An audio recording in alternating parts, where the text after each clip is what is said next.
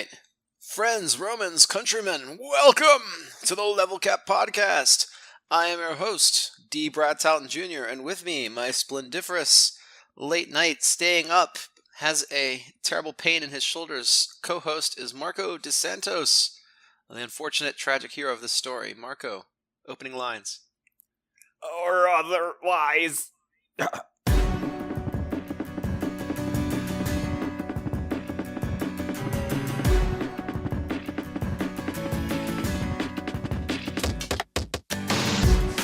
Well, here we are. Marco's just been complaining to me for the past hour about how terrible life is. Man.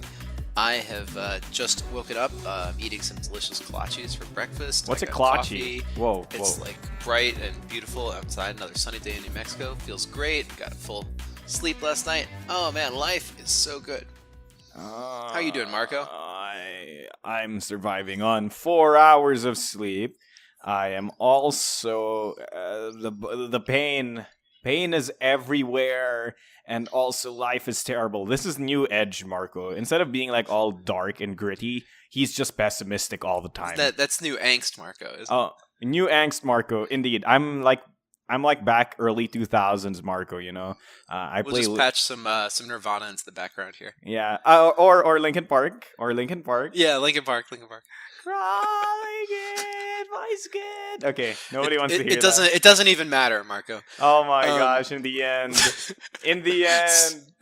So, FYI, a kolache is a kind of like, imagine a dinner roll stuffed with like chicken or cheese or sausage or whatever else. It's a Polish kind of pastry. Ooh, that sounds yummy. So it's kind of like a chicken bread thing. It's like yeah, a meat pie? yeah. You know, like, I don't know if you're if you do any kind of like big fancy meal or anything in the Philippines, but in America we have Thanksgiving dinner, and we always get these fluffy dinner rolls. And when you're a kid, you hollow out the roll and you stuff it full of all the other things at Thanksgiving dinner, like, you know, your turkey and your stuffing and your green beans and all that stuff, and then you eat it. And anyway, as adults, we're not allowed to do that anymore. So eating kolaches can kind of take me back to my my childhood. Why can't you do that as adults anymore? Or is it because it will kill you? Like, no, it's just you gotta have more manners than that at Thanksgiving dinner. I see. Kind of sad, really. Well, I think manners is just a word, and you oh my gosh, what am I saying here? You can act whatever age you want to act, Brad. You know, stuff that dinner roll and then stuff it in you. Oh, okay. Well, next time at Thanksgiving dinner, I'll tell him Marco said so. Yeah, you're like, random Philippine guy said so. By the way, we do have a big dinner thing, but only once. It's called Christmas. Oh, okay. Yeah, only on Christmas. That's your big dinner is Christmas? Yeah, that's the big dinner. It's Christmas. Usually they have like lechon. It's great. Oh my gosh, you're making me think about food. Everybody's Catholic out there, right? Like 90%. Yeah. Okay, so makes sense. But you don't do anything for Easter then? No. Strangely enough, like Christmas is way more important. I think it's like something to do with commercialization and all that stuff. Yeah. I see. Yeah, but like it's a tropical island. You barely have Christmas, right? I mean, it's like there's like more summer and less summer. Yes, indeed. Like basically, Christmas, quote unquote, Christmas is just, hey, it's a little bit less hot, but it's still pretty hot. You don't feel the winter, whatever. Like the Christmas season isn't heralded in by snow or any of like the typical American Christmas things. Like Christmas in the Philippines is heralded by like the malls playing Christmas songs, and I see. And then you wear your short sleeves. Yeah, and you wear your short sleeves and all that stuff. I mean, like, I think I don't know if there's like a US equivalent of this, but there's always this one artist who always has this one Christmas song that every single mall plays. Like every single mall. And it's become such a cultural meme that even news stations will proclaim, like, you know, singer's song is now back in malls. Merry Christmas, everyone. Welcome to the Christmas season.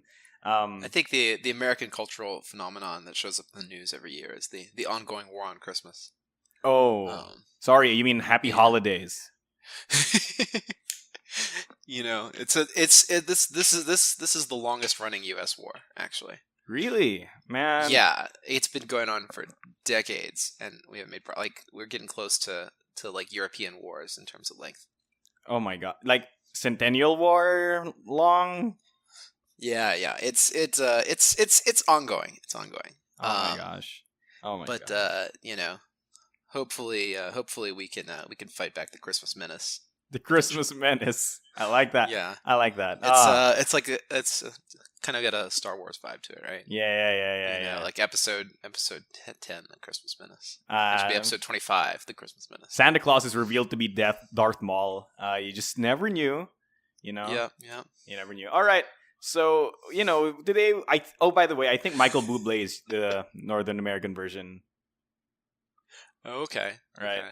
Yeah, I try not to listen to the radio at Christmas time too much. Oh my god. I mean, like, I don't listen to the radio at all, but it's just like, I go to a mall to like buy something from my local bookstore or whatever, and the bookstore's playing like, whenever I see girls and boys selling lanterns on the street, and I'm like, I give Wait, up. they do that in the Philippines? They sell lanterns? Oh, okay, so yeah, that's a thing. It's like it's called a parol. It's like a star-shaped lantern that has like a light inside, and like the outer casing is made with either cellophane or Chinese paper, so that the light it shimmers and stuff. So people hang that and stuff around their houses. Wild. Huh, that sounds cool. That sounds way cooler than what we do at Christmas time, which is go out and sell candy, I think.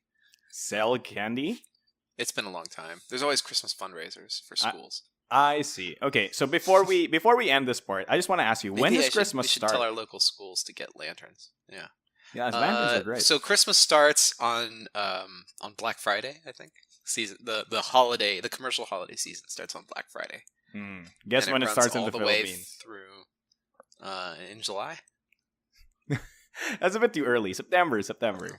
Like September. Okay. Yeah. So as long as the month has the burr end, that's Christmas season. I kid you not. Oh, okay. I see. That's a very forward thinking way of doing it. Yeah, we call it the burr months. You get it? Because it's cold. Yeah. The burr months, but it doesn't get cold. That doesn't. It does get colder. Your own statement. It gets colder, not cold. Okay. Yeah. All right. So hey. What? Future Brad here, or present Brad here, in future Brad voice. I just want you guys to know I don't actually hate Christmas. I love Christmas. Christmas is great.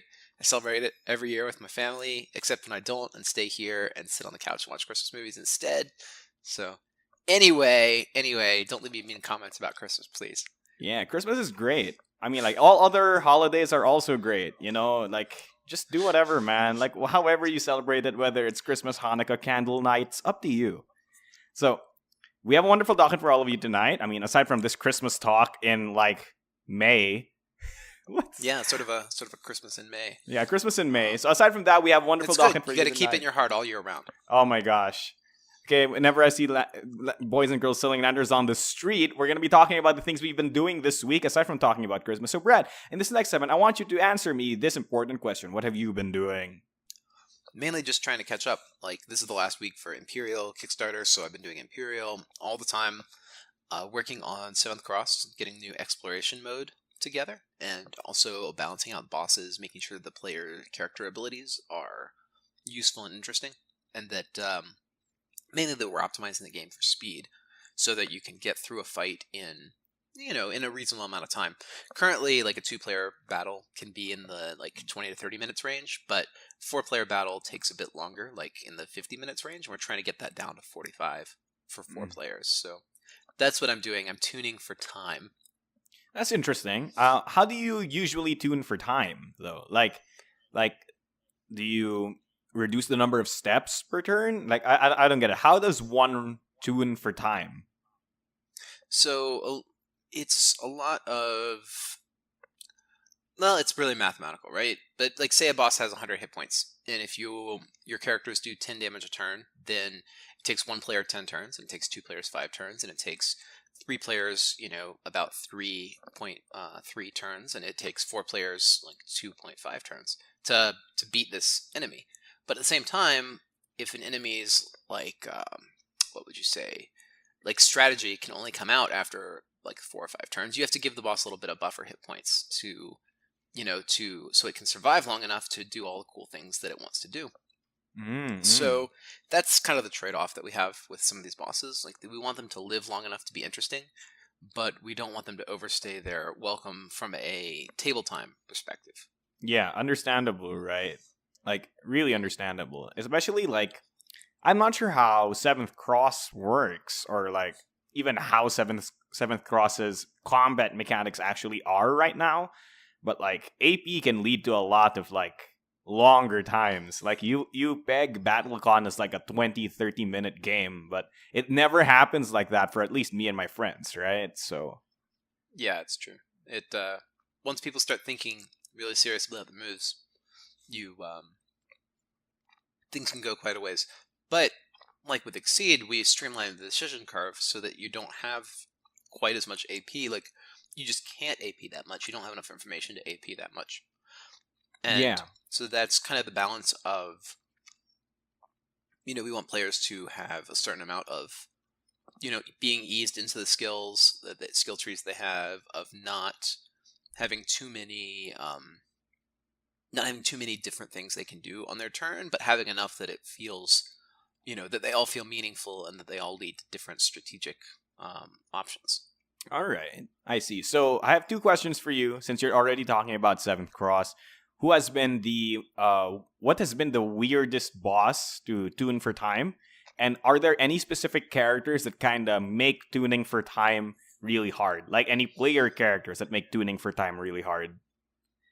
Um, it's well, we've just started the process, so it's difficult to answer the question specifically in the context of time tuning. But for the bosses, we try to make all the bosses weird. I mean, they all have their own sort of UA and their own way of fighting. That's one of the big design goals of the game, is that every fight will feel really different, and you'll also be able to play each fight 3 or 4 times and not feel like, oh my gosh, this guy's just another X. Mm-hmm, mm-hmm. So coming up with the character mechanics has been, or the monster mechanics have been pretty interesting. I think, let's see, what's one of my favorites. We have had a gosh, King Yama or King Enma, that character. Oh man, can you name the series they're from? Because the name sounds No, really he's just like, I familiar. mean, it's a classic like Buddhist character. He's like the king of hell. Okay. So we Oh, so I we have remember this that from as Persona 5 because he was a character in one of the stories. yeah. Okay. So we have that. We have King Yama boss, and he is kind of like takes up the whole screen, and he has his two fists that he attacks with onto the stage, and then you have to jump up the platforms and attack his head. Mm-hmm. Figuring out how to, but so a lot of effects don't work as well on stationary bosses, and so figuring out how to make the stationary boss interesting has been a bit of a challenge. So those are the Oh. kind of things we encounter. Like, it's, like, oh, it's cool and it's obvious. We'll have this giant guy that stands in the background and fights you, and you have to jump up and hit his head. But there are other complications to making that interesting. Even if you have an interesting concept, Yeah. making it actually work effectively can be tough.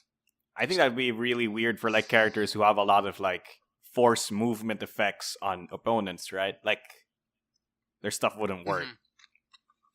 Yeah, characters like Lucia have to have a different game plan in that fight. That's interesting. So it's kind of like a Mega Man boss. Kind of like Sigma 1 in Mega Man 2 or something like that. Yeah, kind of.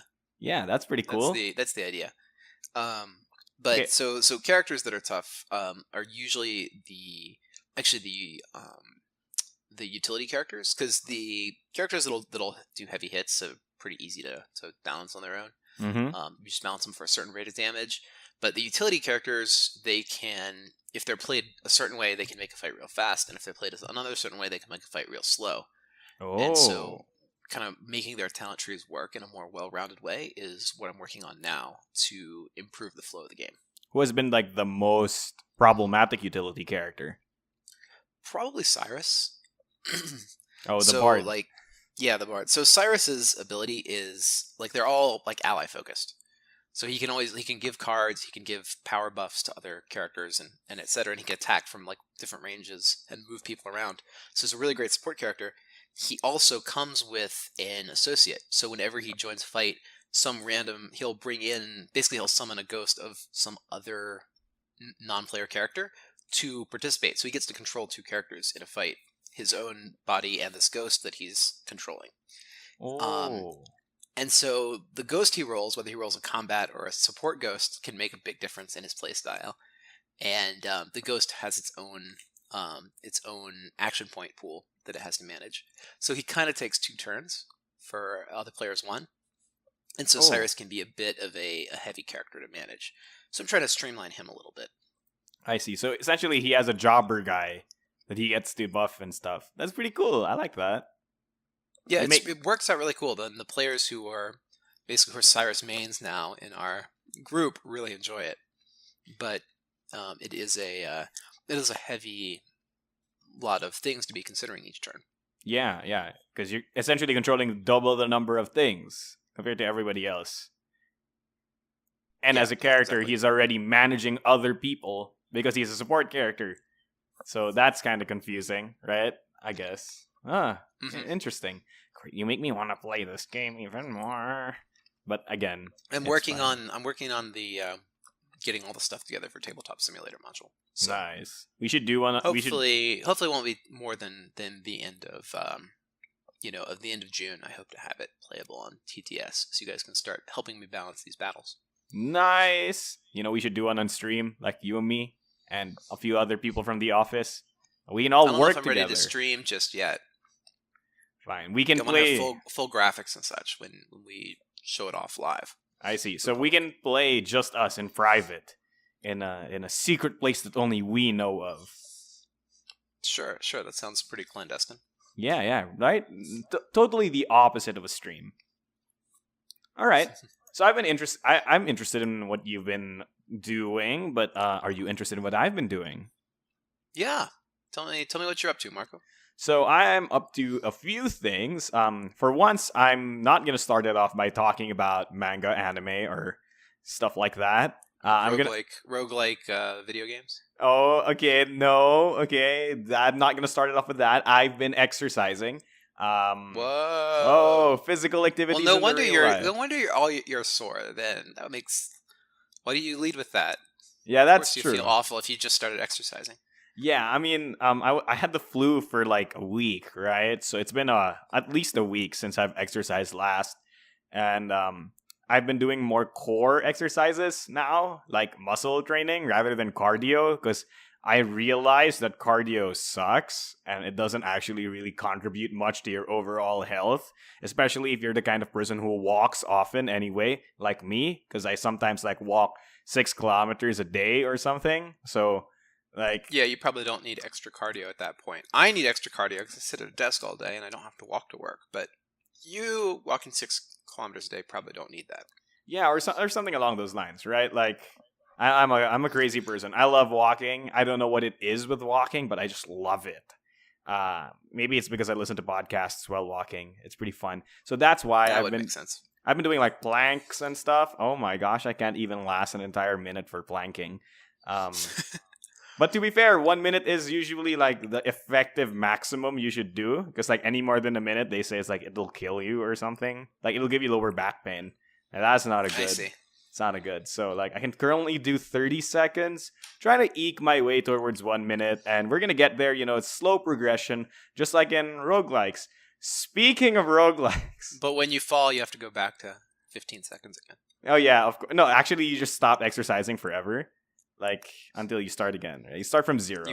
You start a new life with new Marco. Yeah, you start a new life with new Marco. Different talents. Obviously, I go to like a new country like Mexico, change my identity, have a new name, re-go to college, right? In a different major, stuff like that. So, so for back to my usual, right? You thought Marco changed? Nope. So I've been playing a roguelike dungeon crawler called... Oh, no. I'm sorry. It is like my favorite set of genres, okay? Like I guess like the real thing that surprises me is that they keep coming, right? Like I knew about like 10 roguelike dungeon crawlers, but every week you come up with a new one and it's like, wow, they're still making this game. Yeah, they're still making some, right? And speaking of which, we should Okay, I'll finish my roguelike dungeon crawler. It's called Cyrilim 3. I have not played Cyrilim 1 or 2, and apparently you don't need to play Cyrilim 1 or 2 since Cyrilim 3 is a completely isolated story from the other games. So essentially, it's a roguelike dungeon crawler that is also a monster collecting game. Mm-hmm. So it's Pokemon, but a roguelike dungeon crawler, and it's pretty interesting. It's like obviously made on like RPG Maker. You know what I mean? It has that vibe, right? Wherein like the sprites are like they're unique sprites, but like it plays like first person dungeon crawler Dragon Quest, wherein like there are barely any animations, and then your characters aren't even on the battle screen when they fight because they just have like their face mug shots and then their stats underneath them. So it's like really, really low budget on the graphical side, but like the amount of systems in this game is absolutely crazy, and I haven't even gotten into half of them yet. And there's like, there's a crafting system, there's an enchantment system, there's a breeding system, there's over 700 monsters that you can breed, and then like each monster has you can equip each monster with equipment, and you can also equip each monster with a set of spells like materia from Final Fantasy VII. So, like, all of that combines to form this really crazy, like, set of things. And you can have 6 monsters at a time. That's pretty much it. I mean, like, I'm sorry. No, you're just so into it. Like, I'm sorry, it's going on and on. I'm sorry. Look, it's so I know. I ramble a bit too. It's just like the detail that you the detail of the excitement that you get for these games is it's pretty inspiring. crazy. Yeah. So that aside, somebody in the comment section, or rather, somebody messaged me saying that we should really play Moonlighter, and I feel like we should if you have the time. If you say yes on this podcast, it must happen. Yeah, sure. I mean, I kind of want to get back to where we both play the same game, and then we talk about that together. I think that was a bit more fun than just talking about what we've both been playing. Yeah. Unfortunately, I've been so busy and out of the country and running Kickstarters recently that I wouldn't have had time to do that anyway. But now, when Imperial cools down later this week, I think it'd be good to get started on it. Yeah. Yeah, Moonlighter. So Moonlighter, in case you didn't know, Brad, is also a roguelike dungeon crawler, but it mixes it's the best of both worlds for both of us because it's a roguelike dungeon crawler wherein you are a merchant and you go into the dungeons to get products that you sell at your shop. Mm-hmm. Yeah, and there's an entire town management part too. So interesting. That sounds fun. Yeah. Yeah. So this is great because I was telling you to play Reciteer, and they were like, "Why play Reciteer if you can play Moonlighter, which is new and hot?" So that pretty much does it for the end of this segment. If you guys want us to try out any other games, we will get to them. Proof, case in point, Moonlighter, right? So if you guys want us to try any form of media, any game, usually games, this is a gaming podcast, please tell us in the comment section down below, and we will get to that as soon as possible. So next up is Brad's segment, where Brad talks about literally anything he wants to talk about. What do you want to talk about this week, Brad? Gee, I hadn't actually given it a lot of thought in advance. I guess now would be a good time to tell everybody about BattleCon Unleashed, which is our next project. Wait, what? What? I'm just gonna. I know it's the last week for Imperial. I'm just gonna assume that everybody has already heard. Everybody who follows this podcast must have heard as much Imperial as they want to hear. Imperial is still great, and you should still check it out and back it at the highest possible tier, $751. Yes. But if you can't do that, you should back at a lower tier. But if you don't want to hear about that, let's talk about BattleCon Unleashed. What is BattleCon Unleashed? I have not heard of this, and I'm a BattleCon boy. All right, so I realized that we were doing a lot of things with Dev Remastered. So let me kind of break it down. All right, so the project is called BattleCon Unleashed. There are 4 things that we're going to be doing all at once. So this is a pretty massive project. First, Devastation Remastered. All right, new edition Devastation comes with all the stuff of the original, 2 new fighters in the box. Ooh. All right, not yet revealed who those are, but they'll be pretty wild. You won't see them coming. You'll never because see they're brand new characters. Brand new. Whoa. Okay. So they're not even Yeah. like characters I've seen. No, you might have like seen some art for one of them somewhere, but they're actually brand new fighters. Insane. Okay. What else? What's number two? So that's gonna be Devastation Remastered. Okay, number 2 is gonna be um, Wanderers, Battlecon Wanderers. All right, this is 10 new fighters designed by veterans of the series. We committed to make Wanderers way back in Devastation, in the original Devastation project. Now, 5 years later, we're finally in a position to keep that promise to make Wanderers. It's going to be basically same size and disposition as Trials. Same box, same tuck boxes, etc., etc., etc. All that stuff. Yeah, we've seen some of these guys. They're great. I like them. Yeah, we'll be previewing them more completely in the upcoming weeks, so you can see the Wanderers characters, see some of their cards, learn a bit about how they fight. Can I show some of them on this podcast, like on the YouTube one? I don't know if they're ready just yet. No, just the art. Daniel about that. Just the art. Oh yeah, you can post a little bit of the art, sure. Nice. All right. Okay, what else? All right. So product number 3 is Grand Chronicle. This is the gigantic art and lore tome for World of Indians. It's going to record all the data about all of the BattleCon fighters and otherwise. So yes, other characters that have shown up in other games that are relevant to the story. Probably going to have some short fiction. We're going to have fan galleries in there. Fan fiction? All kinds of stuff. Like, basically, everything that we've done in the last, 8 years of BattleCon is going to be in this book. All the way from the prototypes up to, modern character creations and such. So that's that. All right. Final thing. Actually, no, one more thing. Sorry. One more thing. So there's 5. So there's 5 things. Yeah, there's 5. What? Right? Like, pull a Spanish Inquisition here. No, 5. 5 things. Oh, no. The 4th thing is the upgrade kit. So the upgrade kit is will patch all of your characters from Devastation up to the new standard. It'll have the 2 additional new fighters. It'll have tuck boxes for everyone.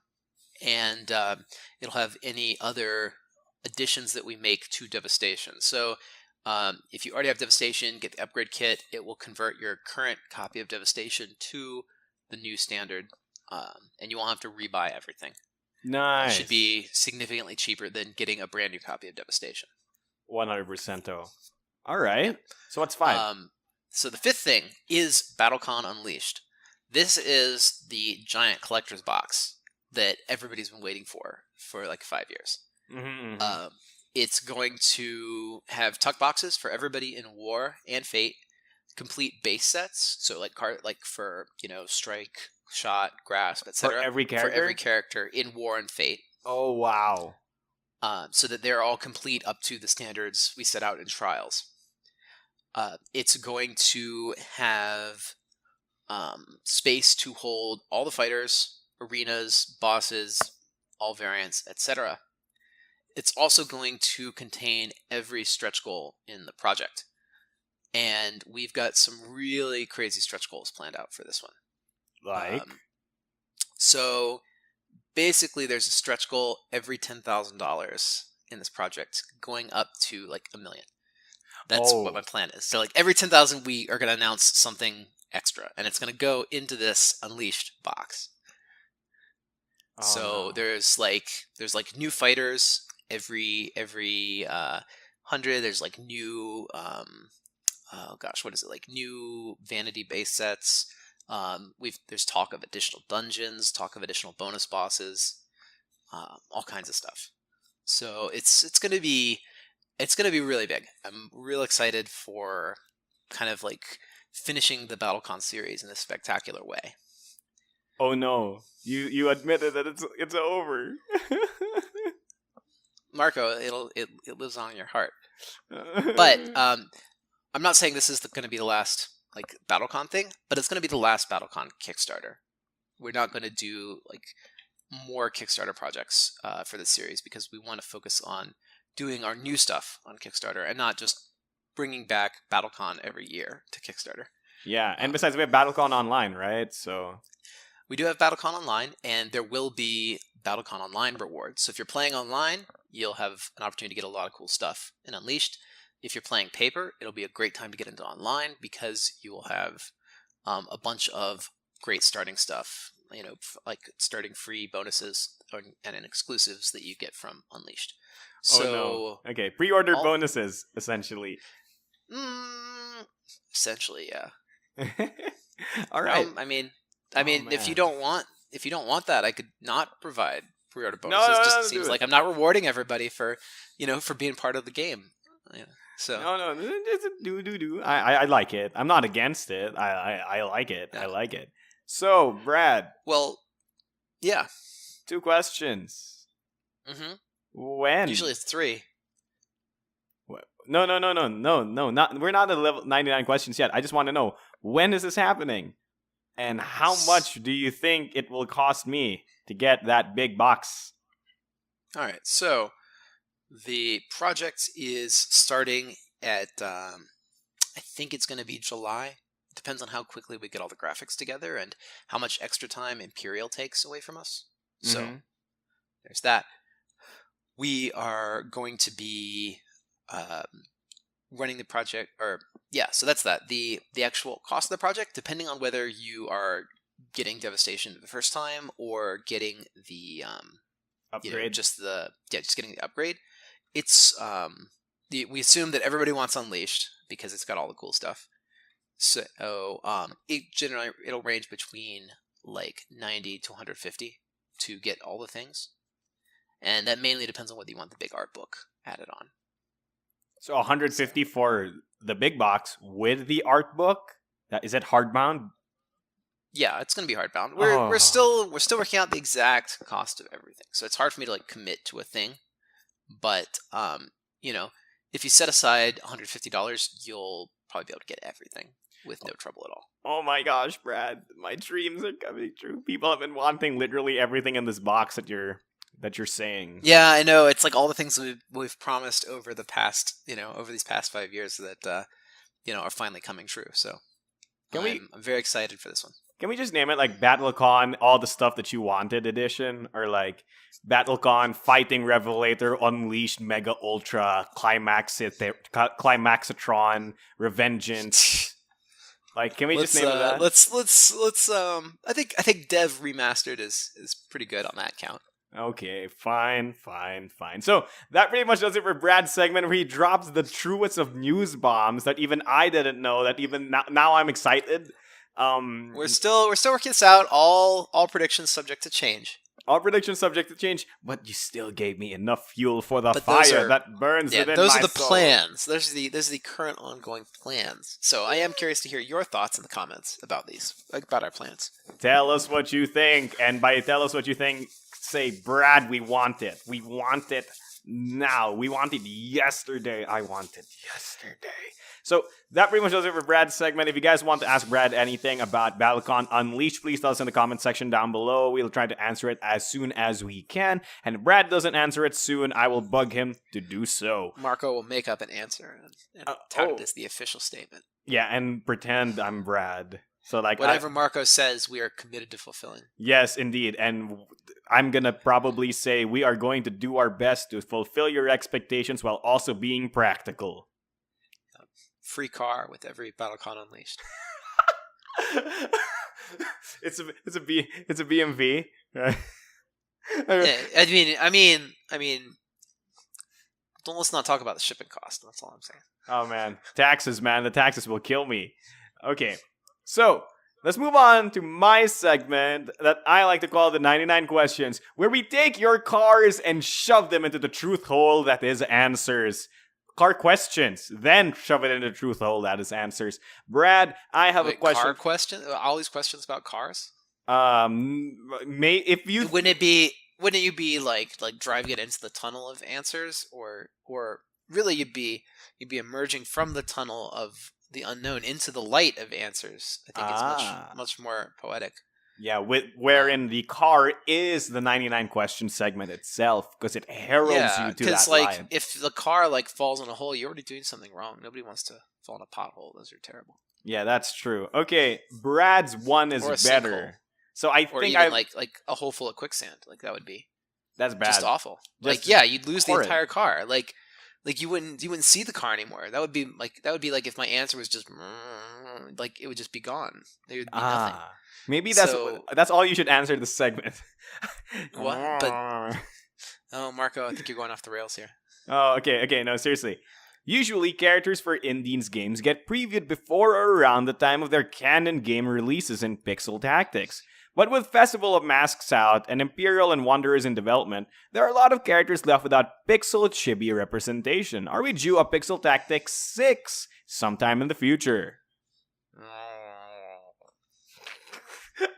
No, Yes.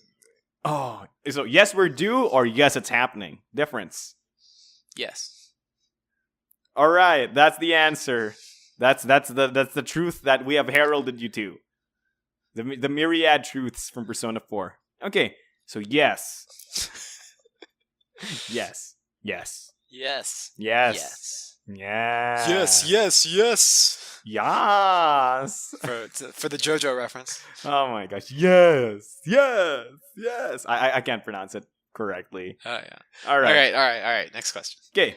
Would you be interested to have actual licenses for the BattleCon system? Brad, would you ever do a box of Street Fighter or Mortal Kombat characters given the chance? Brad, would you? Taken separately, the answer is one of those questions is no, and the other is yes. I want BattleCon to be World of Indies exclusively. Mm-hmm. And part of that is with BattleCon Online. For like one reason that we will probably never have Exceed Online is because transferring those licenses to a digital space is really tough. Whereas with our own license, we can do whatever we want. Also, I do like having BattleCon as like when you see a BattleCon character, you know that they're in World of Indians, and that's kind of nice. So it has this cohesive universe to it. Mm-hmm. So that's my opinion on that. But I would like to do games like Street Fighter and Mortal Kombat. And in fact, we actually scoped out seasons for both Street Fighter and Mortal Kombat. Like I have them in my spreadsheet, and someday I hope that they'll actually see print. But wait, seasons for what? Like for Exceed? of Exceed for these different licenses. Oh man! So I basically have like Exceed seasons for like most fighting games that I just made in my spare time. So it's just a matter of like whenever I get the license, or if I get a license that's not one of these games, I'll skin one of these games onto it. So Brad, how's the Street Fighter one looking? It's pretty cool. We got a cool mechanic for these. We got a cool mechanic for a lot of them. So like for Street Fighter, we have kind of a V trigger type thing. For Mortal Kombat, we have like the different costumes that your characters, the different like modes that your characters use, like they did in Mortal Kombat X. Oh, like the three stances, quote unquote. Variations, that's what they're called. Variations. When we designed like a combo system for King of Fighters, we had Skullgirls. How about Skullgirls? Other different things like that. Skullgirls, I didn't really like. Doesn't really have any unique mechanics to it. I don't know if that's like, but it's kind of just a baseline fighting game. So the characters in there are more, don't have a unique mechanic. At least not yet. Yeah, that's fair. And I think some games make good intro seasons. Some games make good advanced seasons. Yeah, so, Skullgirls would be an intro season. I probably need to come up with something for Skullgirls. Just haven't quite figured it out yet. That would be the gimmick. But that's what I do for fun. I sit around and I make Exceed seasons. Man, that's great. You should make one for Blade Strangers. Blade Strangers? Is that some kind of dating website with swords? No. Wait, is it a dating website where you date people with swords, or is it a dating website where you date swords? That sounds like your kind of video game, Marco. I would actually play a sword dating game, and I hate the fact that you think that would be something I'm interested in, and you're totally correct. I am so mad. But at the same time, I'm mad that I know you. I'm mad that it's true. Like I would love to say we'll have to make like Blades of Legend. Blades of Legend. Yeah, okay, no, but seriously, Blade Strangers fighting game with Shovel Knight and Isaac from The Binding of Isaac in it, and Gunvolt, and like quote and Curly Brace from Cave Story. It's an interesting cast of fighters. Okay, I'll have to look this up after the podcast ends. Absolutely atrocious. All right, last question. Important question. Can you please talk to Plaid Hat Games about a full set of Summoner Wars characters for BattleCon? That is super unlikely now that Asmodee owns Plaid Hat. Oh. So I doubt that would ever happen. That said, I mean, I do know Colby, and I have his email, and I could email him about it, but I don't know that that would ever happen. Anyway, if it did, it'd be an Exceed season. The other part of that is that when you buy a license, right? Mm-hmm. Like, you typically pay like 10% of your profits to the license. Most licenses are in the 8 to 10% range, and that is most of your art budget and most of your marketing budget. In like gone. So a series needs to have a lot of art that already exists for all these characters, because you can only afford to do a few pieces of art when you're paying that much in the royalty. Mm-hmm. But for Summoner Wars, the named characters only have a few art pieces. Oh. Anyway, we actually did inquire for Rise of the Phoenixborn, their LCG. Yeah. And because that has a lot of cool art and such. Unfortunately, they said they didn't want to reuse any art, so that's probably the main reason that Phoenixborn characters don't appear in Exceed currently.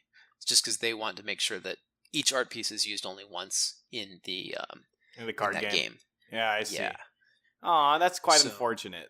Nah, it's fine. Companies have their own prerogatives, and honestly, doing like licenses within the board game world is cool, but I kind of want to break into larger media, video games, anime, comic books, that kind of thing. I actually sent an email to a well-known author recently inquiring about board game license for some books. So, ooh, Dresden Files. No, not Dresden Files. That's Evil Hat already has that license, so it's not available. Okay. Yeah. How about Naruto? I don't know, man. I'm just throwing. Naruto? Like you mean Naruto? Sorry, I'm pronouncing it like the bad way that most people who don't know anime pronounce that word. I know it's Naruto, right? But it's like people are like Naruto. So yeah. All right. Well, Mariko, let's let's wrap things up. Let's wrap things up. All right. Thank you so much for listening to this episode of the Level Cap Podcast. We hope you had a wonderful time. We hope that you liked us. If you did like us, please give us a comment in the comment section down below. Tell a friend about it. Or if you absolutely detested it, well, number one, why are you here? But number two, please tell an enemy about it, so that they can hate us too. Both of your admonitions for people who didn't like the podcast. You were like, if you don't like it, subscribe. If you really didn't like it, tell your enemies. Like what?